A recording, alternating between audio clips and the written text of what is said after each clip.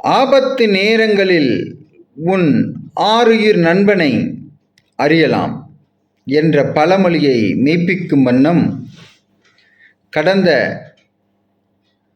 உலக மனித உரிமை நாளில் திட்டமிட்டு என் எதிரிகளால், அரசியல் விரோதிகளால், நமது வளர்ச்சியை தாங்க முடியாத கயவர்களால் காவல்துறையை வைத்து பொய் வழக்கு பதிவு செய்ய வைத்து, காவல்துறையே புகார்தாரராம், காவல்துறையை கைது பண்ணுமாம், காவல்துறையே நீதிமன்ற காவலுக்கு உட்படுத்துமாம், காவல்துறையே கொடுமைப்படுத்துமாம். இவ்வளவு விஷயங்களும் கடந்த 10/12/2024 மனித உரிமை நாள்.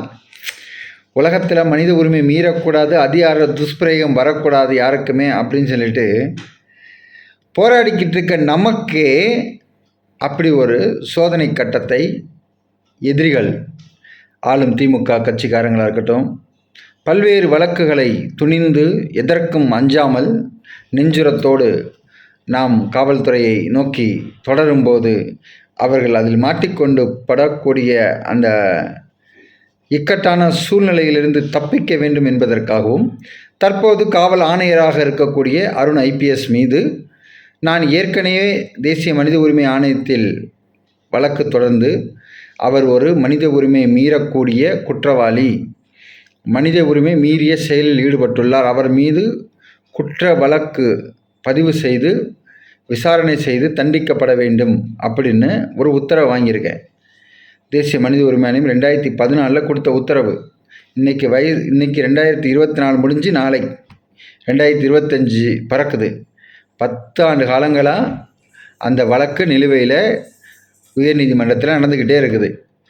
இந்த மாதிரியான சூழ்நிலையில் நம்மளை மிரட்டி பார்க்கணும், நம்மளை அடக்கி அழித்து பார்க்கணுன்ற ஒரு இதில் அதிகார துஷ்பிரயோகத்தை தமிழ்நாடு காவல்துறையின் சென்னை மாநகர காவல்துறை கையில் எடுத்து கொடுமைப்படுத்தி விட்டது.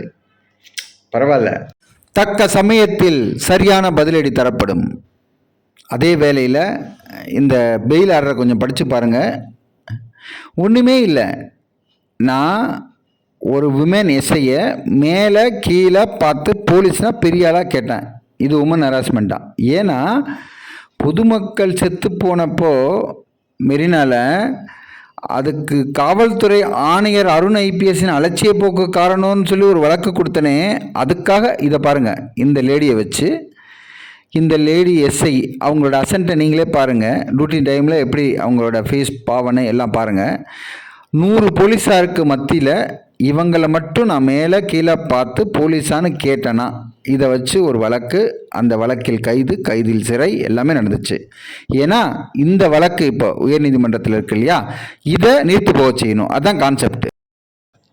அந்த ஒரு இக்கட்டான சூழ்நிலையில் என்னோடு நாங்கள் இருக்கிறோம் அப்படின்னு உறுதுணையாக இருந்த உறவுகளுக்கும், உரிமையோடு வந்து நட்பு பாராட்டிய என் உயிர் நண்பர்களுக்கும், வழக்கறிஞர் சகோதரர்களுக்கும், எனக்காக ப்ரே பண்ண அத்தனை நல்ல உள்ளங்களுக்கும் இந்த நேரத்தில் நன்றியை தெரிவித்துக்கொண்டு இந்த வீடியோ போட்டிருக்கேன். நன்றி, வணக்கம்.